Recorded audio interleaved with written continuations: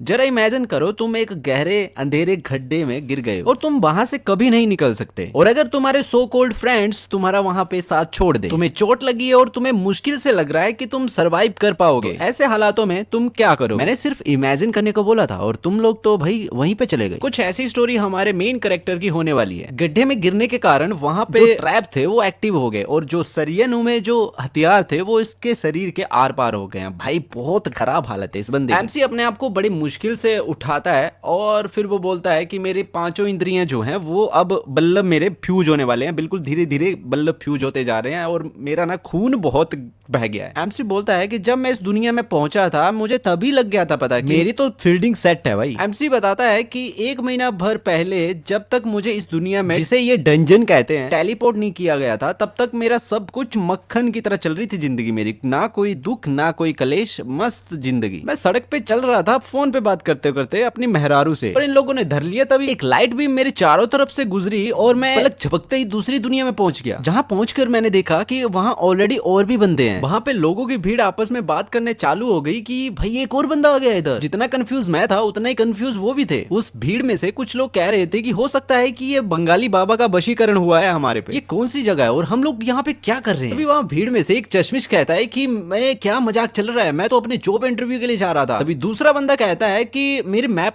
की एप्लीकेशन में कुछ भी शो नहीं हो रहा। तभी एक आवाज गूंजती है, डंजन में आप सबका स्वागत है। मैं मुड़ा और मैंने देखा आइला जादू जादू नहीं, ये तो एक रैबिट है। रैबिट हंसता है और कहता है कि तुम सबसे मिलके बहुत खुशी हुई। मैं इस गेम का असिस्टेंट हूँ और तुम सब लोगों को यहाँ पे गेम खेलने के लिए बुलाया गया। तुम सब लोग जानना चाहते होंगे ना कि ये किस टाइप का गेम होने वाला है। तुम सब लोग बहुत उतावले हो रहे होगे ये जानने के लिए। शर्त लगा लो मेरे से। तो ठीक है, फिर मैं तुम लोगों की आंखों में से पर्दा हटाता हूँ और इस गेम के राज बताता हूँ। एक रैबिट को सामने बोलता देखे हालांकि भीड़ में से बहुत बंदे कंफ्यूज होते हैं कि भाई ये बंदा है या कॉस्ट्यूम है, ये क्या चल रहा है। हालांकि लड़की तो इसका वीडियो बना रही होती है। एमसी रैबिट को देखने के बाद बोलता है हैं ये क्या है भाई, ये एक रैबिट है या फिर ये कोई गुड़िया है? चश्मिश बंदा आगे बढ़ता है और वो बोलता है कि ओ तो सुन, ओ भाई ये चल क्या रहा है भाई यहाँ पे? वो कहता है कि मैंने बहुत सारी वीडियोस देखी हैं यूट्यूब पे, इंस्टाग्राम पे, प्रैंक करते हो तुम लोग। अब देख ये प्रैंक है या फिर कुछ भी हो, मैं इस गेम में कोई इंटरेस्टेड नहीं हूँ। मैं तुझे पहले बता देता हूँ मैं एक बहुत जरूरी इंटरव्यू के लिए जा रहा हूँ और मैं ऑलरेडी लेट हो गया हूँ, तो और दिमाग मत खा मेरा भाई। तो चुपचाप हम लोगों के सामने अपने रैबिट कॉस्ट्यूम को खोल के। रैबिट चुपचाप ये सारी बातें सुन रहा होता है और फिर बोलता है कि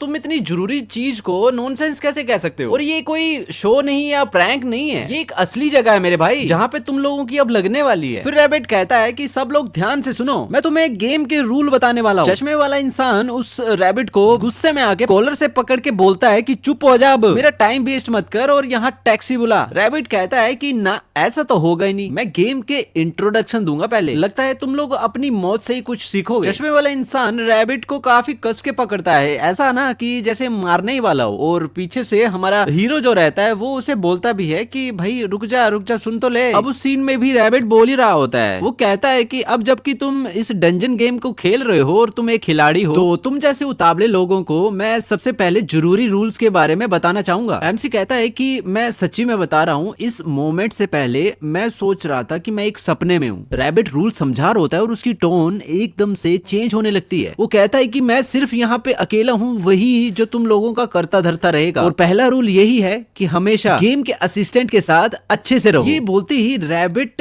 एक प्यारे से रैबिट से कलुआ रैबिट बन जाता है और वो अपने हाथ से ही उस चश्मिश का गला काट देता है। अगर तुम लोगों को अपनी जिंदगी की पड़ी हो तो सीन को देख के सारे सन्न हो जाते हैं भाई, सारे के सारे हैरान हो जाते हैं, क्योंकि एक ही पल में वो रैबिट की पर्सनैलिटी चेंज होते हुए अपनी आंखों से देख रहे थे। उन्हें लग रहा था कि वो एक सपने में कैद हो गए हैं, पर अगले ही पल उनके गाल पे किसी ने थप्पड़ मारा हो और उन्हें हकीकत से रूबरू करवाया हो। भीड़ बस यही कह रही थी कि देखो वो मर गया, तुमने देखा वो मर गया। तभी रैबिट कहता है अगर तुम लोगों में से भी किसी ने रूल तोड़ा तो मैं उसे भी खत्म कर दूंगा। भीड़ में सब पैनिक थे, कोई किसी को याद कर रहा था, कोई किसी को बचाने के लिए बोल रहा था, कोई बोल रहा था ये सच में मर गया। तो भाई सारा का माहौल ना बिल्कुल पैनिक कर गया था वहां पे लोगों में। रैबिट अपनी डार्क साइड में ही बात करता है, सबको बताता है ओ तो 100 लोग रह गए, तो ठीक है फिर अब गेम शुरू किया जाए, जब तुम लोग मरोगे तभी तुम कुछ सीखोगे। एमसी घबराते हुए सोचता है कि ये सपना नहीं है, ये हकीकत है। हालांकि भीड़ इस सीन को देखने के बाद सब पैनिक कर गए होते हैं और भाग रहे होते हैं। रैबिट से जितना दूर हो सके उतना दूर हो लो। और भीड़ कहती है कि लगता है ये रैबिट बाबला हो गया। भीड़ ये देख के भाग रही होती है और हमारा एमसी बस घुटनों के बल वहाँ पे उस बंदे को पड़ा हुआ देख रहा होता है बस। वो भाग भी कैसे सकता है क्योंकि उसके तीतर जोड़ गए हैं ये सब देख के। रैबिट कहता है कि ये जगह बहुत खतरनाक है और एक असिस्टेंट होने की वजह से मुझे तुम लोगों को जरूरी सामान देना पड़ेगा। ये बोलते ही सबके सामने एक एक हथियार उनके हाथों में आ जाता है और हमारे एमसी के पास भी एक डैगर आ जाता है। लोग उन हथियारों को अपने हाथ में आते हुए देख के कहते हैं कि ये क्या, ये वेपन है? अरे बहुत बढ़िया, मुझे लगता है ये वर्चुअल रियलिटी है, यहाँ जो कुछ भी हो रहा है वो 3D CG इफेक्ट है और ये रैबिट भी वैसा ही है। अरे इतना घबराओ मत गाइस। रैबिट उनकी बातें सुन रहा होता है जहाँ पे भीड़ कह रही होती है कि एक प्रकार का टेस्ट हो रहा है हमारे दिमाग के साथ, क्योंकि एक BR वर्ल्ड जैसी कुछ गेम आ रही है जिससे हम लोगों की मेमोरी ये देख सकते हैं। रैबिट उड़ता हुआ सबको अनाउंस करता है कि तुम लोग जहां मर्जी रहना चाहते हो इस वर्ल्ड में वहां रह सकते हो और ये गेम बहुत जल्दी शुरू होने वाला है। रैबिट को हवा में उड़ते हुए देख के बंदे कहते हैं अरे ये तो उड़ रहा है भाई। रैबिट कहता है कि सबसे पहले क्यों ना एक सर्वाइवल टेस्ट हो जाए। सबके चेहरों पे 12 बजे होते हैं और रैबिट अनाउंस करता है द डंजन गेम शुरू होती है। एमसी हमें स्टोरी बताते हुए कहता है कि ये जो भी आप कह लो, डंजन गेम कह लो या फिर नरक कह लो, ये शुरू हो गई। अंधेरे का फायदा उठा के हम पे मॉन्स्टर्स का अटैक हो रहा था। हम में से बहुत से बंदों ने अपनी जिंदगी खो दिया इन खतरनाक ट्रैप्स में। समय बीतता चला गया और हमारे जो लोग थे वो कम होते चले गए। एक पल की भी नजर हटी तो दुर्घटना घटी और उस दुर्घटना की कीमत मौत होती थी। यहाँ पे हमारी पल पल की सिचुएशन मारो या मरो वाली थी, क्योंकि इस गेम में आपको सर्वाइवल के लिए यही करना पड़ेगा। इसे मुझे दे कमीने। ए रुको, ये मीट सबके लिए था, सब लोग मिल बांट के खाने वाले थे बाद में। क्या? चुप हो जा यूजलेस क्राफ्टर। हम फाइटर अपनी जान को रिस्क पे रख के तुझे बचा रहे हैं, तुझ जैसे नल्ले को जिसके पास 0 कॉम्बैट स्किल्स है। जब मैं तुझे कुछ देने के लिए बोलूं तो चुपचाप दे दिया कर सामान को और ऐसे ना बोला मत कर। गाइस इससे हमें पता चलता है कि हमारे एमसी के पास कॉम्बैट स्किल 0 नल्ला यानी कि 0 बटा सन्नाटा है। फिर एमसी हमें स्किल्स के बारे में बता रहा होता है अपनी स्टोरी कंटिन्यू करते हुए कि यहाँ पे डंजन की गेम में हर खिलाड़ी को अलग अलग टाइप के वेपन्स दिए थे। अब आप इस बात को इसी चीज से समझ सकते हो कि जैसे कि एक MMRO गेम होती है जिसमें कि खिलाड़ी को सुपरनैचुरल पावर्स दी जाती हैं, वैसा ही यहाँ पे भी होता है। ये अलाउ करता है आपको कि आपकी स्ट्रेंथ बढ़ती है और नेचुरल एबिलिटीज भी बढ़ती हैं जैसे कि मैजिक। और यहाँ पे जितने बंदे हैं ज्यादातर बंदों को कॉम्बैट स्टाइल की स्किल मिली, बस मुझे छोड़ के। मेरा केस अलग है, मेरा स्टेटस ही देख लो। हमें एमसी का स्टेटस दिखाया जाता है जिसमें इसका नाम जंग दाऊ होता है, हेल्थ होती है इसकी 67, सेटिटी होती है इसकी 34 और स्किल की बात करूं तो स्किल है इसका प्योरिफिकेशन जो कि बिगिनर लेवल 2 में। प्योरिफिकेशन स्किल, क्या बकवास स्किल दे दी है मुझे। मेरी जो स्किल है वो बैटल में यूजलेस है। इससे अच्छा तो अगर मुझे डिटॉक्सिफाई की स्किल मिल जाती तो मैं मीट तो जुटा लेता मॉन्स्टर्स और एनिमल्स। तभी एमसी के साथ जो बंदा होता है वो कहता है कि तुम्हें तो शुक्रगुजार होना चाहिए हमारा, अगर तुम हमारे साथ नहीं होते तो तुम तो पहले दिन ही टपक जाते। तुम हमारे फूड सप्लाई को भी बेस कर रहे हो और तुम कॉम्बैट में भी यूजलेस हो। मैं तो यही आशा करता हूँ कि तू जल्दी से गायब हो जाए हमारे ग्रुप से। वो बंदा हमारे एमसी के सर पे टपली मारते हुए कहता है कि अगर तुझे खाना है तो तुझे खुद कमाना पड़ेगा। वहाँ एक बंदे की एंट्री होती है और वो कहता है कि तुम क्या करने की सोच रहे हो बेटा। पलटते हुए वो चश्मिश बोलता है अब कौन आ गया। एमसी कहता है कि सिंगवू आ गया। सिंगवू कहता है कि खाना तो कल बटने वाला था सब, जिसमें वो चश्मिश कहता है कि मैंने आज बहुत ज्यादा लड़ाई करी है जिससे कि मेरा स्टैमिना खत्म हो गया, इसलिए मुझे स्टैमिना रिकवर करने के लिए कुछ ना कुछ तो खाना ही पड़ेगा ना भाई। सिंगवू कहता है कि तुम्हें कल तक का वेट करना चाहिए था। वो चश्मिश वहां से निकल जाता है और कहता है धत तेरे की, इसने तो क्लास लगा दी मेरी। एमसी की जो स्किल है प्योरिफिकेशन, उसको यहाँ पे सब लोग बेकार समझते हैं और उसकी कदर नहीं है। और सच्ची में अगर यहाँ पे सब लोग फाइट के लिए जी रहे हैं, सब लोग लड़ाई कर रहे हैं, तो उसके पास एक कॉम्बैट स्किल होनी चाहिए थी, बट यहाँ पे उसके पास है प्योरिफिकेशन, जहाँ पे कहीं ना कहीं एमसी को भी यही लगता है कि वो बेकार है सबके लिए। और दुनिया का भी यही रूल है,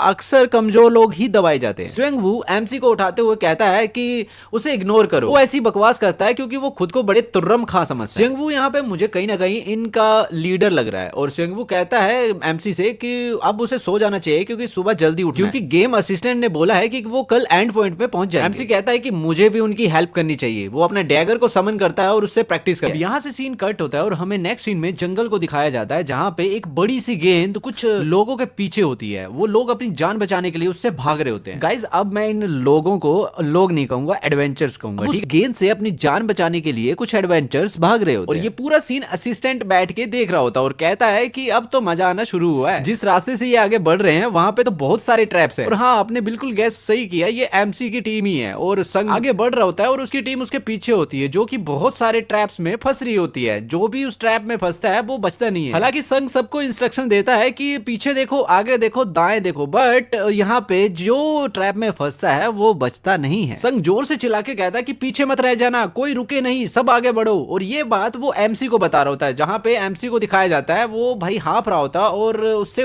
दौड़ा भी नहीं जा रहा। वो सोच रहा होता है कि मैं अपनी लिमिट से तेज भाग रहा हूँ पर मेरे से भागा नहीं जा रहा, मैं उन्हें पकड़ नहीं पा रहा। तभी एमसी का पांव एक ट्रैप पे पड़ जाता है और देखते ही देखते वहां पे खड्डा हो जाता है और वो हैरानी से देखता है। और उसके बाद ये वही सीन होता है जहां से स्टोरी शुरू होती है, वो उसी खड्डे में गिर जाता है। उसको गिरता हुआ देख के संग बहुत जोर से चिल्लाता है दबून। दबून के साथ ही उसे गड्ढे के ऊपर से देख रहे होते हैं और तभी वहां पे असिस्टेंट आता है और वो कहता है वाह, ये तो 7वें नंबर का ट्रैप था, इसने तो कमाल कर दिया। और मैं तुम लोगों को बता दूं, इस गड्ढे के बीच में भी एक ट्रैप है। तभी उन तीनों में से एक एडवेंचर कहता है क्या बकवास कर रहे हो, ये चीज तुम्हें पहले बतानी चाहिए। रैबिट इविल वे में कहता है ओ ऐसा क्या, मैं तुम लोगों को बताना चाहता हूँ कि इस गड्ढे से जो भी नीचे गिरता है उसका 0% चांस होता है जिंदा रहने का। उन तीनों में से एक बंदा वोल को आते हुए देख के बोलता है सेंगवू, यहाँ हमारे पास टाइम नहीं है खोने को, हमें जाना चाहिए यहाँ से। अब इस बात पे हाँ दूसरा एडवेंचर भी कर देता है, जिसके बाद हम लोग देखते हैं कि सेंगवू जाना नहीं चाहता पर अपने दांत को कसता हुआ कहता है कि मुझे माफ करना। दबून तीनों आगे बढ़ने शुरू हो जाते हैं और सेंगवू कहता है कि भागते रहो और अपने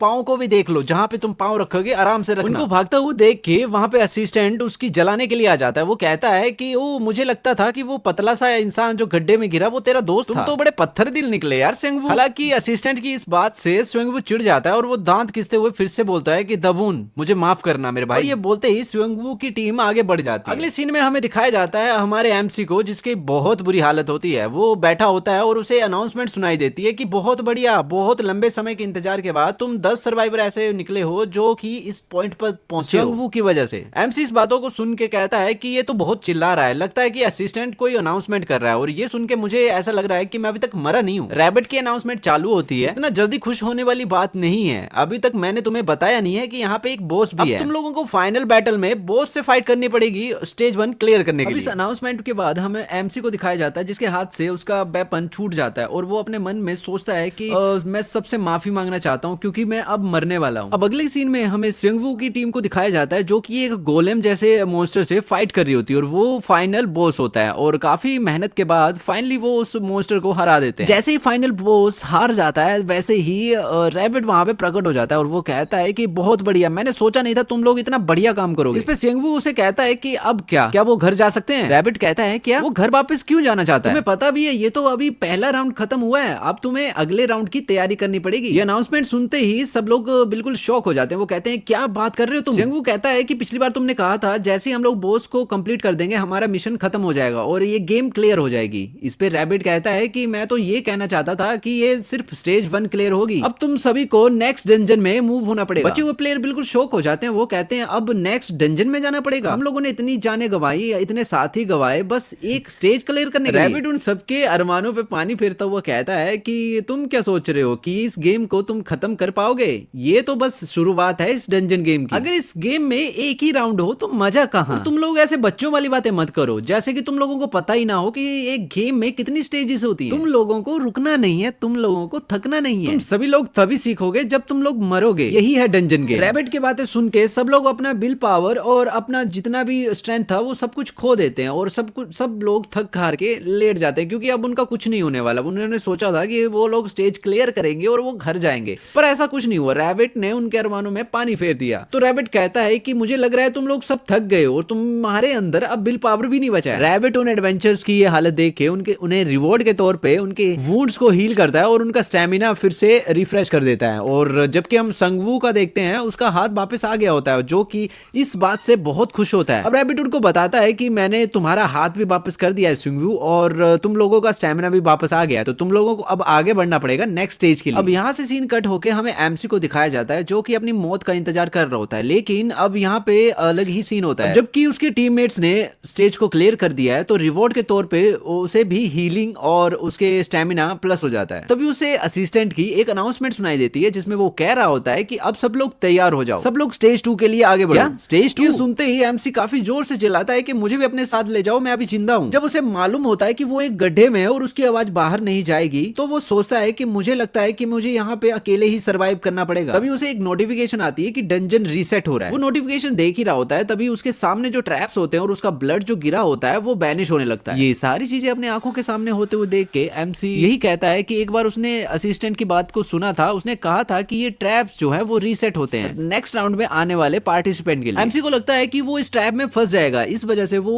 ऊपर एक पत्थर फेंकता है जिससे कि ये ट्रैप खुला ही रहे, बट ऐसा होगा नहीं क्योंकि डंजन के जो ट्रैप्स होते हैं वो रीसेट होते हैं। एमसी यही सोचता है कि अगर उसके पास एक रस्सी होती तो वो वहां से निकल सकता था, और अगर मैंने चढ़ने की कोशिश करी तो मैं इसी ट्रैप में गिर के मर जाऊंगा। तभी वहां प्रकट होते हैं असिस्टेंट। असिस्टेंट को देख के एमसी कहता है कि ये तो असिस्टेंट है। असिस्टेंट उसे देख के कहता है कि तू अभी तक मरा नहीं क्या? जब मैंने इस ट्रैप को देखा कि ये अपने आप एक्टिव हो गया है तो मैं चेक करने के लिए आ गया, और मुझे क्या पता था कि तू यहाँ पे जिंदा होगा। इस पे एमसी कहता है कि मेरे जीने का भी क्या अर्थ है? इस पे रैबिट चिढ़ता हुआ कहता है कि ओ अच्छा, जो रिवॉर्ड मैंने दिया था उससे तेरी रिकवरी भी हो गई है। इतनी घटिया बात है। असिस्टेंट बहुत परेशान होकर बोलता है कि ऐसा हो ही नहीं सकता, जो इस ट्रैप में गिरता है वो एकदम से मर जाता है। इस पे एमसी कहता है कि कुछ भी हो पर मैं जिंदा हूँ, क्या तुम मुझे अपनी पार्टी के पास पहुंचा दोगे? रैबिट जो कि अभी पिछली बातों से बहुत बौखलाया होता है वो कहता है कि इतना आसान नहीं है बच्चे। इस पे एमसी कहता है कि ऐसा क्यों नहीं हो सकता? रैबिट उसे उसके स्टैट्स दिखाने के लिए बोलता है। स्टैट्स को देख के वो बोलता है कि तुम तो पहले ही मरे हुए घोषित कर दिए गए हो डंजन की तरफ से। इस पे एमसी कहता है कि इसका मतलब वो अब पार्टिसिपेंट नहीं है यहाँ पे। अब जब वो एक पार्टिसिपेंट नहीं है इस गेम में तो क्या वो वापस अभी एमसी बात पूरी कर ही पाता? तभी रैबिट कहता है कि उसे यहाँ पे मरना पड़ेगा। एमसी हैरान होता है और कहता है कि आखिर उसने ये निर्णय लिया कैसे? तब उसका जवाब देते हुए रैबिट कहता है कि अगर तुम्हें किसी बीमारी के बारे में पता चल जाता है तो उसकी रोकथाम के लिए जल्दी से जल्दी जो भी उपाय हो वो कर देना चाहिए, नहीं तो वो और गंद मचाती है। तुम ऐसा कर सकते हो कि यहाँ रहो और यहाँ भूख प्यास से ही मरो, जिससे कि तुम्हारी मौत नेचुरल होगी। रैबिट वहां से जाते हुए कहता है कि तुम कभी भी इस खड्डे से बाहर नहीं आ सकते और तुम्हारे पास जीने के लिए वैसी जरूरी स्किल्स भी नहीं है, तो हार मानो और यहीं पे मरो। और वो जाते हुए एक और बात कहता है कि यहाँ पे ट्रैप्स ही नहीं है जो रीसेट होते हैं, यहाँ पे जो जमीन है वो भी रीसेट हो जाएगी, जिसका मतलब है तुम्हारी चटनी बनने वाली है यहाँ पे। तो तुम यहाँ पे अकेले मर सकते हो और बाहर आने की सोचना भी मत, जिससे कि अदर पार्टिसिपेंट जो होंगे वो डिस्टर्ब होंगे। तो ठीक है फिर मैं मिलता हूँ बाद में, बाय। रैबिट वहां से चला जाता है और जाते जाते पीछे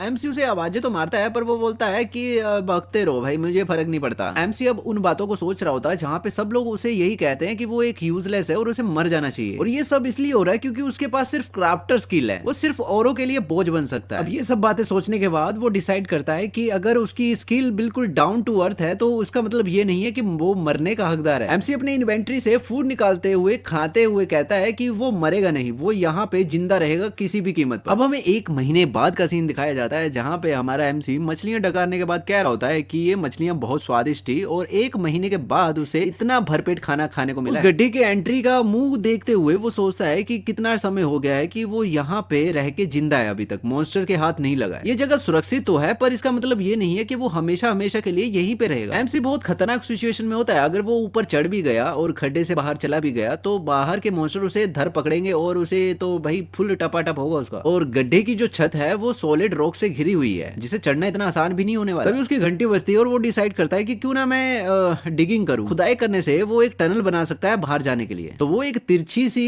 टनल बनाने की सोचता है जहां से वो मॉन्स्टर से बच पाएगा। हालांकि उसे अपना ये आइडिया बचकाना लगता है पर वो सोचता है कि इसके अलावा वो कर भी क्या सकता है। काफी देर डिगिंग करने के बाद वो थोड़ा रेस्ट करके देखता है कि उसने काफी सारी खुदाई कर ली है। हालांकि ये काम उसे अच्छा लगने लगा है क्योंकि मॉन्स्टर से बचने से तो यही अच्छा है कि वो आराम से अपना काम करता रहे। वो अपने हाथों की तरफ देखता है, इसके हाथों की बैंड बज गई होती है। अगर इतनी खुदाई भाई हाथों से करनी पड़े ना तो हाथ तो भाई गिर ही जाएंगे। वो कहता है कि मुझे जिंदा रहने के लिए ये करना ही पड़ेगा। तभी उसका ध्यान पीछे पड़ी हुई मिट्टी पे जाता है। वो सोचता है कि अगर ये मिट्टी ऐसे ही इकट्ठा होती रही तो वो उसे हवा भी नहीं आने देगी और वो ऐसे ही घुट के मरने वाला है। तभी बंदा दिमाग लगाता है और सोचता है कि क्या वो उस मिट्टी को इन्वेंट्री में रख सकता है। एमसी अगले ही पल अपनी इन्वेंट्री ओपन करता है और उसमें डर डाल के देखता है तो देखता है कि इन्वेंट्री उसे एक्सेप्ट कर रही है, और यही बात देख के वो बहुत खुश हो जाता है। अब उसे मिट्टी उठाने का झंझट नहीं है, वो सीधा इन्वेंट्री में अपनी मिट्टी डाल सकता है। अब हमारे एमसी का नाम दबून है, दबून से बढ़िया मैं इसे कहूंगा देव कहूंगा, ठीक है मैनेज कर लेना। देव अगले ही पल खोदना शुरू करता और मिट्टी को इन्वेंट्री में भरना शुरू करता। वो अपने काम से प्यार करने लगा था क्योंकि अगर वो बाहर होता तो वो अभी मॉन्स्टर से बच रहा होता। तभी उसे एक नोटिफिकेशन आती है और उसे एक नई स्किल मिलती है। इस नोटिफिकेशन को देखने के बाद हमारा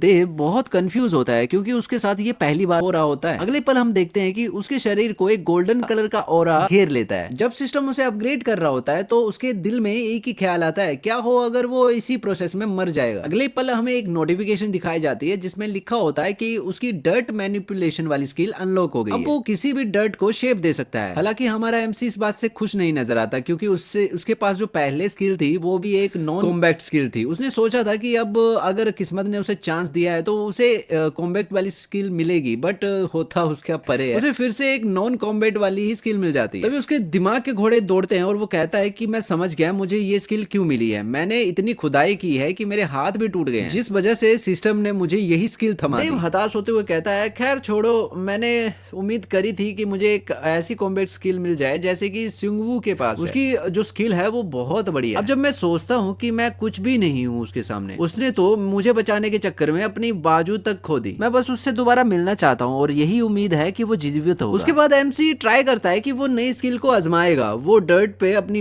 डर्ट मैनिपुलेशन स्किल ऑन करता है और वो देखता है कि जैसा आकार वो देना चाहता है वैसा हूबहू डर्ट का आकार हो जाता है। एमसी उस डर्ट को देख रहा होता है जिसे उसने अभी अभी शेप दिया होता है। वो कहता है ये तो बवाल चीज है बे। अब कुछ दिनों बाद रैबिट उससे देखने के लिए उसी ट्रैप के अंदर आता है और वो चेक करना चाहता है कि वो बंदा मर गया है या फिर अभी भी स्ट्रगल कर रहा है जीने के लिए। और अगर जीवित भी होगा तो ऐसा मुमकिन ही नहीं हो सकता, क्योंकि खड्डे के अंदर कोई बंदा कितना ही दिन सर्वाइव कर पाएगा। वो उसी टनल से होके गुजर रहा होता है जिस टनल को अपने देव ने बनाया होता है। वो टनल से गुजरते हुए कहता है कि भाई मरने से पहले इसने मेहनत तो बहुत खूब करी है, मैं भी तो देखूं कि कितना खोद पाया है ये मरने से पहले। रैबिट उस टनल को देख के काफी तारीफ करता है कि आखिर इस लोंडे में दम बहुत है भाई, इतना टनल खोद दिया है। वो टनल के आगे गुजर रहा होता है और वो देखता है कि टनल का साइज जो है वो और चौड़ा हो गया है, जिसे देख के वो डर सा जाता है भाई ये चल क्या रहा है। थोड़ा आगे जाने पे उसे मसाल दिखती है आग की। उस टॉर्च को देख के यही सोचता है कि ये कैसे हो सकता है, ये चीजें तो हाई क्वालिटी डिटेल से बनती हैं। अब रैबिट को कौन समझाए कि अपना एमसी हार नहीं मानने वाला है भाई, उसे तो अब मजा आने लगा है टनल्स बनाने में। वो आगे पहुंचता है और एमसी को हाथ में मस्त चिकन लेके घूमते हुए देख के घबरा सा जाता है, चौंक सा जाता है भाई ये बंदा तो मस्त मजे में है। देव उसे देखता है और कहता है ओ असिस्टेंट जी कैसे आना हुआ यहाँ पे। रैबिट बुखलाता वो कहता है कि भाई ये हो कैसे सकता है कि तू अभी तक मरा ही नहीं, अभी तक तू जिंदा खड़ा है मेरे आंखों के सामने। रैबिट अपनी नजरें घुमाता है, वो देखता है कि यहाँ पे एमसी ने बेड भी बना रखा होता है और टेबल भी बना रखा होता है, डाइनिंग टेबल, और भाई पूरा डेकोरेशन कर रखा होता है पूरे घर को। बड़ा मजेदार लगता है भाई, सही मजेदार सिर्फ हमें लग रहा होता है, रैबिट की तो आंखें खुली की खुली रह जाती हैं। वो कहता है कि ये सब है क्या। तभी हमें दिखाते हैं एमसी इन्वेंटरी से क्ले निकालता है और उसको शेप देने शुरू कर देता है। वो एक प्लेट बना रहा होता है, उस प्लेट में वो थोड़ा मांस रखता है और उसको प्रिपेयर करने लगता है, जिसपे रैबिट कहता है कि तुम कर क्या रहे हो। कहता है हमारे यहाँ पे मेहमान आए हैं तो उनका आदर खादर तो करना ही पड़ेगा। रैबिट उसे मीट तैयार करते हुए देख रहा होता है और यही बोल रहा होता है कि क्या तू यहाँ पे रहने की कोशिश कर रहा है, तुझे लगता है कि मैं ये खाना खाऊंगा। देखने से लगता नहीं है कि तुझे अपने मौत का डर भी है। पहले तो मुझे ये बता कि ये है कौन सी। रैबिट के इतने सारे क्वेश्चन सुन के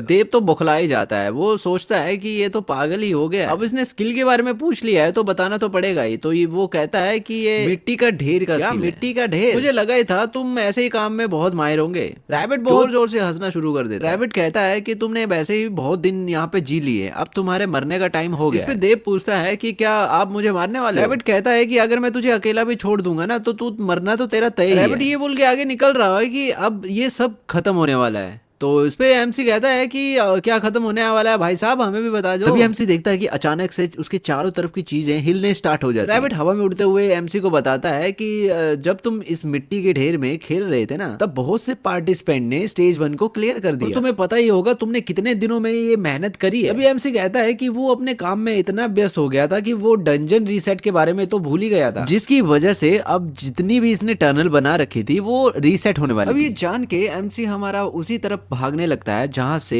वो ट्रैप में घुसा था, यानी कि उसी खड्डे की तरफ। उसकी गुफा में पानी भर रहा होता है और वो सब चीज से बचता हुआ एंट्रेंस गेट तक पहुंचने की कोशिश कर रहा होता है। तभी एमसी का पांव फिसलता है और वो गिर जाता है। इस पे रैबिट कहता है कि तुम तो अभी से थक गए, अभी तो रास्ता बहुत लंबा है, पक्का यहाँ मरने वाले हो। आखिर तुमने इतनी खुदाई की ही क्यों, तुमने अपनी कब्र खुद खो दी है। मैं तेरी हालत ऐसी नहीं देख सकता, तभी मैंने बोला था तुझे कि तू चुपचाप मर जा। अचानक से डंजन रीसेट रुक जाता है, जिसे देख के रैबिट और एमसी दोनों हैरान होते हैं। रैबिट एमसी की तरफ देखता है और फिर कहता है कि लगता है डंजन के लॉ अब इस पे अप्लाई नहीं होंगे क्योंकि ये एक ग्लिच हो गया। एमसी रैबिट से पूछता भी है क्या ये सब खत्म हो गया। इस पे रैबिट चिढ़ता हुआ कहता है मुझे क्या पता है, मुझे मत पूछो। एमसी अपने दिमाग में सोचता है हो सकता है कि ये एक बग हो और रीसेट ना हो सकता है सिस्टम मुझे एक ग्लिच के रूप में ले रहा हो, इसकी वजह से डंजन के लॉ अब मेरे पे काम नहीं करेंगे, और अगर लॉ मेरे पे काम नहीं करेंगे तो मुझे किसी प्रकार का डंजन का अचीवमेंट रिवॉर्ड भी नहीं मिलेगा। एमसी कहता है मेरा दिमाग फटने वाला है भाई, अगर मैं प्लेयर होके भी प्लेयर नहीं हूँ तो फिर मेरा यहाँ रहने का क्या फायदा है। रैबिट बोलता है कि तुम अपने छोटे से दिमाग में इतना जोर मत लगाओ, वैसे भी तुम मरने ही वाले हो, क्योंकि अब की बार हो सकता है ये बग हो, लेकिन नेक्स्ट टाइम पे ये पक्का कोलैप्स होगी ही होगी तेरी गुफा। जहाँ पे तुम खुदाई कर रहे हो ना, वहीं पे आगे मॉन्स्टर है जो तुम्हें खाएगा और तुम्हारी कहानी खत्म। एमसी भी लाइक, भाई तू जब से आया तब से बस यही बके जा रहा है, मैं मर जाऊंगा मैं मर जाऊंगा, तो तू ही मार दे मुझे। जैसे तुमने पिछली बार उसका सिर काटा था एक प्लेयर का, वैसा मेरा भी काट दे। बोला रैबिट कहीं। रैबिट चिल्लाते हुए कहता है कि मैं तुझे नहीं मार सकता। इस पे एमसी सीटी बजाता हुआ आगे जाता है और कहता है कि मुझे पता ही था। एमसी थोड़ा आगे जाता है और एक शैतानी हंसी से सोचता है कि मुझे नहीं पता कि ये मुझे क्यों नहीं मार सकता, पर ये मेरे लिए अच्छी बात है। स्टोरी टेलर हमें बताता है कि रैबिट बस एक ही बार प्लेयर को मार सकता है। रैबिट किसी भी प्लेयर को डायरेक्टली नहीं मार सकता, जो कोई रूल फॉलो ना कर रहा हो वो उसी को ही पनिश कर सकता है, वो भी अथॉरिटी के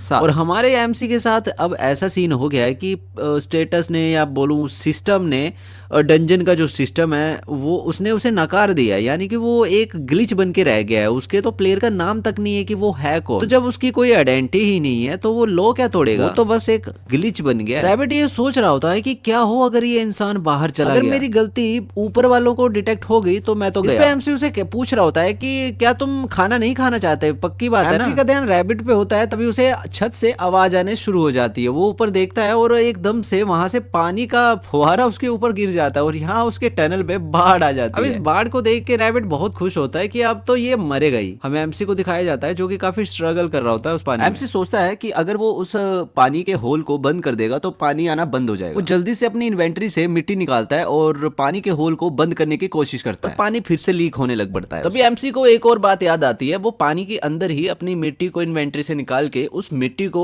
ईंट में आकार देने लग पड़ता है। और ये देख के एमसी खुद हैरान होता है कि वो पानी के अंदर भी काम कर रही है उसकी। रैबिट ये देख के काफी बौखला जाता है क्योंकि हमारे एमसी ने ईंटों का डैम बना दिया होता है जिससे कि वो पानी को रोक लेता है। एमसी रैबिट से कहता है कि हूं ना मैं कमाल का, बहुत बढ़िया काम किया है। इसके बाद एमसी अपनी स्किल की हेल्प से पूरे एरिया को मॉडिफाई करने में लग जाता है। पानी जिस छेद से आ रहा होता है जहां पे एमसी ने बांध बनाया होता है, वो वहीं पे मॉडिफिकेशन करके एक शेर नुमा आकार का वहां पे टैब लगा देता है और ये सुनिश्चित करता है कि पानी का प्रेशर लिमिटेड। उसे एक सिस्टम से नोटिफिकेशन आती है। सिस्टम उसे बताता है कि उसकी एक नई अचीवमेंट अनलॉक हुई है और रिवॉर्ड के तौर पे सिस्टम उसे इन्फिनिट फूड ऑफर करता है, यानी कि उसके पूल में मछलियां आ जाती हैं। एमसी इस बात से बहुत खुश होता है क्योंकि अब उसके पास इन्फिनिट यानी कि कभी खत्म ना होने वाला खाना है। वो मछलियां पकड़ता है और ये देख के रैबिट की बहुत जल्दी रात होने पर एमसी उन्हीं मछलियों को ग्रिल कर रहा है। ग्रिल करते वक्त वो देखता है कि रैबिट भी उसे ध्यान से देख रहा है, तो इस पे एमसी बोलता है कि क्या तुम भी खाना खाना चाहते हो। गाइस कब से देख रहा हूँ ना, ये रैबिट बस एक ही रट लगाए रखता है, आई मीन कलुआ रैबिट, बस कि तुम मर जा मर जा। तो एमसी का जवाब देते हुए ये कहता है, रैबिट कहता है कि जब तुम मर जाएगा ना तभी मैं खाना खाऊंगा, तब तक मैं भूखा ही रहूंगा। हालांकि रैबिट को भी उस पीस को देख के मुंह में पानी तो आ जाता है, बट वो कहता है कि नहीं मैं नहीं खा सकता। रैबिट कहता है कि मैं तेरी तरह नहीं हूँ, जो भी मिले उसे डकार जाऊं। इस पे एमसी वो फिश का पीस हटाते हुए कहता है कि वो मैं तो भूल ही गया था, रैबिट तो शाकाहारी होते हैं ना। इस पे रैबिट चिढ़ता हुआ कहता है कि मैं खा सकता हूँ मीट को, मैं एक स्पेशल रैबिट हूँ जो सब कुछ खा सकता है, पर मेरा मन नहीं है मीट खाने। अब एमसी रैबिट को और चढ़ाना शुरू कर देता है। वो कहता है कि अगर मेरी गुफा में घास होती तो वो उसे ऑफर करता घास खाने के। नेक्स्ट सीन में हमें दिखाया जाता है कि फुल पार्टी चली होती है हमारे एमसी की। वो ठूस ठूस के इतना खाता है भाई कि मस्त घोड़े बेच के सो रहा होता है। और रैबिट उसे देख के कहता है कि पूरे डंजन की हिस्ट्री में मैंने इससे ज्यादा बेफिक्रा इंसान नहीं देखा, देखो कैसे सो रहा है आराम से। इसे मालूम नहीं है कि डंजन में जितने भी एनिमल्स हैं वो भूखे हैं और इस पे कभी भी अटैक हो सकता है, पर मुझे क्या, इस पे अटैक होगा तो अच्छा ही होगा, मर जाएगा जल्दी बेटे। हमें थोड़ी देर बाद का सीन दिखाया जाता है, खाने की खुशबू उस गड्ढे में से बाहर जा रही होती है जो कि कई एनिमल्स को अट्रैक्ट करती है। एक पिग को वो स्मेल भा जाती है और वो उस खाने के लिए नीचे कूद जाता है। अब उसके कूदने की आवाज को सुन के एमसी उठता है और देखता है कि आखिर हुआ क्या है मेरे गुफा में। जायंट पिग उसके सामने प्रकट होता है एकदम से। एमसी सोचता है कि वो एक सपने में है, बट पिग उस पे अटैक कर देता है और वो अटैक को देखता है कि नहीं भाई ये तो असली है। एमसी उससे बात करना चाहता है, उसे बोलता है कि क्या तू मेरी बात समझ सकता है, जैसे वो रैबिट समझता है। बट दूसरी तरफ पिग का कोई माहौल नहीं होता है उससे बात करने का और वो एक एनिमल होता है, बोल रहा होता है गर तामियो गर। एमसी रोते हुए कहता है कि तुझे मेरा ही घर क्यों रहा था भाई आने को। पिग कह रहा होगा कि मुझे चाहिए तेरा सर। यही बोल के पिग उस पे अटैक कर देता है और हमारा एमसी उससे बचता है। हालांकि डोज तो कर लेता है वो, बट उसे भी ये मालूम है कि पिग का सामना वो नहीं कर सकता, वो पहाड़ है तो मैं चींटी। पिग उस पे एक हैवी अटैक करने के लिए पीछे मुड़ता है और उसको रोंदने के लिए आगे बढ़ जाता है। एमसी ये देख के समझ जाता है कि अब तो मेरी चटनी बनने वाली है, तो वो अपनी स्किल यूज करता है और एक दीवार अपने सामने डिफेंस के लिए बना लेता है। पूरा बुलडोजर स्टाइल में आगे बढ़ता है और उस दीवार को आराम से तोड़ देता है। एमसी सोचता है कि एक दीवार टूटने से उसे हताश नहीं होना चाहिए। वो दूसरी दीवार बनाता है और पिग उसे भी आराम से तोड़ देता है। एमसी कहता है कि अब उसे ब्रह्मास्त्र तो निकालना ही पड़ेगा, तो वो एक मिट्टी का ढेर समन करता है और बहुत बड़ा ढेर अपने दोनों हाथों से समन कर रहा होता है और उसका प्लान होता है कि उस ढेर को वो पिग पे फेंकेगा और पिग दब के मर जाएगा। हालांकि होता है इससे उल्टा ही है, वो ढेर उससे कंट्रोल नहीं होता और वो थोड़ा ही आगे जाने पे गिर जाता है। अब एमसी को यमराज का दूत सामने दिख रहा होता है और वो उससे भाग रहा होता है अपनी जान बचाने के लिए। एमसी देखता है कि वो चाहे कितना तेज दौड़ ले, वो इस पिग का सामना नहीं कर पाएगा क्योंकि उसका जो स्किल है वो कॉम्बैट का नहीं है। हम देखते हैं कि पिग ने एमसी को टक्कर मार दी होती है और उस टक्कर की वजह से हमारे एमसी के मुंह से खून भी निकल जाता है और वो काफी दूर जाके गिरता है। एमसी खुद को संभालते हुए कहता है कि ये एक डायरेक्ट हिट नहीं थी, फिर भी ऐसे लगा कि मैं मरने वाला। हालांकि एमसी उस हालत में भी पिग को देख के बस अपने मन में यही सोच रहा होता है कि अगर तू मर गया ना भाई, तो तुझे मैं मस्त तेल में फ्राई करके खाऊंगा रे बाबा। एमसी के दिमाग में एक घंटी बजती है और वो एक तरकीब निकालता है। वो करता क्या है, पहले तो एक दीवार खड़ी करता है और उसके बाद दीवार के जस्ट आगे एक गहरा खड्डा बना देता है और खुद को एक बड़े से ब्लॉक में ऊपर खड़ा कर लेता है जिससे कि वो सुअर की पहुंच से बाहर रहे। अब पिग आगे आता है और पहले तो दीवार को तोड़ता है। दीवार तोड़ते ही वो आगे बढ़ता है और उसके साथ हो जाता है प्रैंक। वो गिर जाता है खड्डे में। जबकि एमसी को हम देखते हैं कि वो एक ब्लॉक, बड़ा सा ब्लॉक बना के उसके ऊपर खड़ा होता है, यानी कि पिग की पहुंच से बाहर। एमसी कहता है अब तेरा क्या होगा पिग, देख तेरे चक्कर में मेरी जगह की तो वाट लग गई है, अब मुझे इसका हर्जाना तो चाहिए और वो हर्जाना मैं तेरी मौत से लूंगा। अब ये बात सुन के मुझे नहीं पता पिग को वो बात समझ आई या नहीं आई, बट उसकी भी सिटी पिटी गुल हो गई थी। और अगले पल हम लोग देखते हैं एमसी पिग के ऊपर काफी सारी क्ले फेंक देता है, यानी कि उसकी गेंद बना के उसे पिग के ऊपर छोड़ देता है और पिग उस मिट्टी की गेंदों के ढेर से दब के ही मर जाता है। और ये सीन रैबिट खड़ा होकर देख रहा होता है और उसकी भी सिटी पिटी गुल होती है। वो कहता है कि भाई ये क्या चल रहा है इधर, आखिर ये बंदा क्या है और इसने ऐसी चीजें बनाना कहां से सीख ली। मुझे इस बंदे का समझ में नहीं आता, ये प्योरिफिकेशन और डर्ट शेपिंग वाली स्किल से आखिर ये ऐसा काम कर कैसे सकता है। हमें एमसी को दिखाया जाता है जो कि काफी क्रीपी सा अपने नाइफ को साफ कर रहा होता है और रैबिट उस सीन को देख के कहता है कि ये बंदा डे बाय डे और भी खतरनाक होता जा रहा है। हालांकि एमसी के दिमाग में बस पिग का मीट का ही ख्याल चल रहा होता है कि मैं वो उसे पकाऊंगा, मैं खाऊंगा। रैबिट अपने दिमाग में कुछ सोच रहा होता है और हमें भी वो चीज दिखाई और सुनाई जाती है कि कोई भी स्किल हो उसे बार बार यूज करने पे वो जल्दी लेवल अप होती है। कुछ खास कंडीशनों में स्किल जो है वो खास चीजें अपने होस्ट को देती हैं ताकि उस होस्ट को समझने में, परखने में और अटैक करने में आसानी हो, जिससे कि वो स्टेज को क्लियर कर सकता है। सर्वाइवल्स के लिए बोलूं या तो मैं एडवेंचर्स बोलूं, एडवेंचर्स के लिए ये जरूरी है कि वो अपनी स्किल को और भी अच्छे तरीके से निखारे। पर इस बंदे के केस में तो बड़ा ही अजीब है क्योंकि ये अपने स्किल का लेवल अपनी जिंदगी और मौत की लड़ाई के बीच में बढ़ा रहा है, जो कि एक नामुमकिन सा काम लगता है। एमसी उस पिग को देख के बहुत खुश होता है और वो उसको देखते बस यही की बोलता है, अरे मेरे प्यारे पिग कब तुम मेरे पेट में जाओगे। नेक्स्ट सीन में हमें दिखाया जाता है कि एमसी उस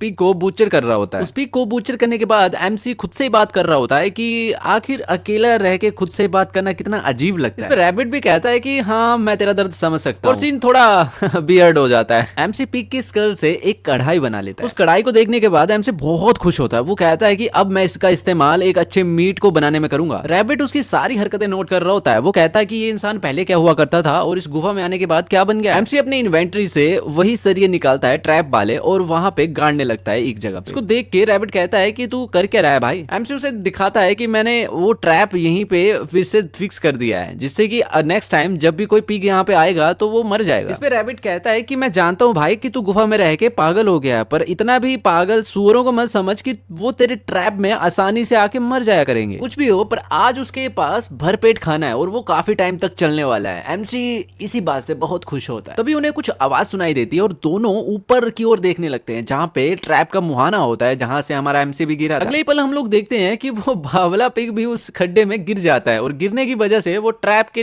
बीच में फंस जाता है और तब भी मर जाता है। एमसी ये देख के बहुत खुश होता है क्योंकि उसने एक इन्फिनिट फूड फार्म बना लिया। जबकि रैबिट को दिखाते हैं, रैबिट बोलता है भाई तू कितना बेवकूफ है, तुझे मरने के लिए यही जगह मिली। अब यहाँ से सीन कट होके हमें नेक्स्ट सीन में जंगल का सीन दिखाया जाता है जहाँ पे उसी ट्रैप के बाहर एक और पिग खड़ा होता है और वो उस फूड की स्मेल से, मनमोहक खुशबू से वहां आगे बढ़ता जाता है और वो वहां पे गिर के मर जाता है। एमसी वहीं पे लेटा होता है और उस पिग को देख के कहता है, खंबा गणी महाराज। अब हमारे एमसी के पास खाने की कोई टेंशन नहीं है, उसने भाई इतने पिग मार लिए होते हैं जो कि वो पूरा साल खा सकता है, और होता भी ऐसा ही है, वो दबा के खाता है जिससे कि वो मोटा भी होने लग पड़ता है। अब यहाँ से सीन कट होता है और हमें एक बंदे को दिखाया जाता है जिसके हाथ में खून से लगी हुई स्वॉर्ड होती है और वो कहता है आखिरकार ये अब खत्म हुआ, इस बार तो मैं मरते मरते बचाऊं। ये और कोई नहीं, ये संग होता है और उसके साथी भी पीछे से आ रहे होते हैं। वो कहते हैं कि भाई आप ठीक तो हो ना। संग उन्हें मुस्कुराते हुए जवाब देता है कि अगर तुम भाई लोग मेरे साथ हो तो मुझे डरने की क्या बात। संग का साथी कहता है संग से कि आपने ये क्या कर दिया। हमें दिखाया जाता है कि संग ने बहुत सारे पिग्स को मार दिया होता है। सब लोग ये कहने लगते हैं कि भाई तुमने कुछ ज्यादा ही पिग्स मार दिए। तो संग कहता है कि इसमें कोई बड़ी बात नहीं है, बस हालांकि इनको मारते वक्त मुझे हल्की सी खरोच लगी। तभी उनके साथियों में से एक बंदा कहता है कि भाई अगली बार ना जब आप ऐसा कुछ करोगे ना तो मैं आपके साथ रहूंगा, जिससे कि कोई दिक्कत वाली बात नहीं होगी। और एक और साथी कहता है कि अगली बार ऐसा कुछ नहीं होगा क्योंकि इस बार हम लोग किसी लड़ाई में फंस गए थे जिसकी वजह से संग भाई हम आपकी अब मदद करने नहीं आ पाए। उनको कहता है कि भाई तुम लोग चिंता मत करो यार, इतना भी ज्यादा बड़ा काम नहीं था और इस काम को करने से मुझे एक रिवॉर्ड भी मिला है। अरे संग भाई हमें भी बताओ कैसा रिवॉर्ड मिला है आपको? आज मैंने जितने भी हॉर्न वाले पिग्स को मारा है उनकी वजह से मुझे एक स्किल मिली है रिवॉर्ड के तौर पे। हमें उसकी अचीवमेंट नोटिस का दिखाया जाता है सीन, जहां पे उसे हॉर्नेट वॉर स्लेयर के नाम से एक टाइटल मिला होता है। संग के साथी उसके इस स्किल को देखते हैं और कहते हैं वाह कमाल है, ये तो बढ़िया बात है। एक साथी नजदीक आते हुए कहता है कि इस स्किल के बारे में अगर मैं बात करूं तो इससे आप 10 सेकंड के लिए आपकी पावर डबल हो जाएगी, जो कि अच्छी बात है। इस स्किल का कूल डाउन 100 सेकंड है। संग भाई क्या आपने ये स्किल ट्राई करी है जिसमें आपका स्टेमिना और पावर भी बढ़ गई हो? अगर ऐसा हो गया तो ये तो बहुत खतरनाक स्किल है। भाई आप तो डे बाय डे और भी खतरनाक होते जा रहे हो। मुझे खतरनाक बोलना बंद करो यार, मुझे भाई बोलो बस। इसी के साथ वो सभी लोग आपस में बहुत सारी बातें करते हैं जिससे हमें पता चलता है कि उन तीनों के बीच में काफी अच्छा याराना है। तभी संग कुछ सेंस करता है और उसके बाद अपने दो लोगों को कहता है कि समय हो गया है वापस केव में जाने का, सब लोग जल्दी से वहां चलो। संग का साथी उन पिग के ढेर को देख के बोलता है कि इतने ज्यादा मीट का भी फायदा कुछ नहीं है क्योंकि वो हमारे किसी काम का नहीं है। तभी संघ के ग्रुप में से एक बंदा कहता है मुझे तो अभी याद भी नहीं रहा है मैंने कब मीट खाया था लास्ट टाइम। मुझे तो इस बात की समझ नहीं आती कि इस जगह के जितने भी पिग्स हैं और मॉन्स्टर हैं वो पॉइजनस मीट वाले क्यों हैं। मुझे हमारे पास पहले ही खाने की कमी डे बाय डे बढ़ती जा रही है और बाहर इन मॉन्स्टर को मारने के लिए एनर्जी कहां से आएगी, हम कैसे सर्वाइव कर पाएंगे। तभी संघ के साथी जो रहते हैं वो दुबौन यानी कि हमारे एमसी को याद कर रहे होते हैं। अगर वो हमारे साथ होता तो उसके प्योरिफिकेशन मैजिक से हम लोग मीट को प्योर करके खा सकते थे। ये बात सुन के संग काफी डिप्रेस मोड में चला जाता है और वो कहता है कि तुम लोगों को लगता है कि वो सिर्फ खाना ही पकाता था। अगर तुम्हें लगता है कि तुम लोग फाइट करने से ही जिंदा रह सकते हो तो ये तुम लोगों की भूल है। तुम लोग फाइट करोगे तो तुम्हें रिवॉर्ड मिलेगा, पर मुझे एक बात बताओ जब तुम कुछ नहीं करोगे तो तुम्हें क्या मिलेगा। हमें संगवू का फ्लैशबैक दिखाया जाता है जिसमें कि हमारा एमसी सबको खाना बांट रहा होता है, किसी को आलू किसी को क्या दे रहा होता है। वो हमारे लिए खतरनाक से खतरनाक जगह में लड़ने के लिए आगे बढ़ता था। संग एक ऊंची आवाज में कहता है कि वो हम सबसे ज्यादा स्ट्रोंगर था। तभी संग का साथी कहता है कि हाँ आपने बिल्कुल सही कहा, ये ग्रैंड स्टोर भी उसी के द्वारा बनाया गया है। इसमें वो छोटा सा लड़का वो माफी मांगता है संग से और कहता है कि नहीं मेरा ये मतलब नहीं था जिससे कि आप सब लोग दुखी हो जाओ, मैं ऐसा कभी भी दोबारा नहीं कहूंगा। तभी वो लोग सभी अपनी केव में वापस चले जाते हैं। वो लोग इतना स्ट्रगल कर रहे होते हैं, उन्होंने इतने वॉर्स भी मारे होते हैं जबकि उनके हाथ कुछ नहीं लगता क्योंकि मीट को वो खा नहीं सकते क्योंकि उसमें पॉइजन है। अब दूसरी तरफ हम अपने एमसी को देखते हैं जिसके मजे लगे हैं भाई, जो मेहनत के तौर पे बस उसने एक ट्रैप बनाया है और बस उसकी फसल आ रही है, वो काट रहा है खा रहा है, उसके मजे लगे हुए हैं। रैबिट ये देख के बहुत हैरान होता है क्योंकि उसने अभी तक पता नहीं कितने ही पिग्स को मार दिया होता है। हमारा एमसी उस पिग को आराम से उठा के आगे बढ़ रहा होता है और ये देख के रैबिट बोलता है कि भाई तुझे कौन सी स्किल मिल गई है। इस पे एमसी कहता है कि ये तो कुछ सेकंड चलने वाली एक नॉर्मल स्किल है। अब रैबिट बहुत दूर होता है, उसे उसकी आवाज सुनाई नहीं देती, तो वो कहता भी है एमसी कि मुझे एक वाइगर ऑफ हॉनर वॉर वाली स्किल मिली है। जब रैबिट को ये स्किल के बारे में पता चलता है वो काफी शौक होता है, वो कहता है इस कुत्ते को कैसे मिल गई ये स्किल।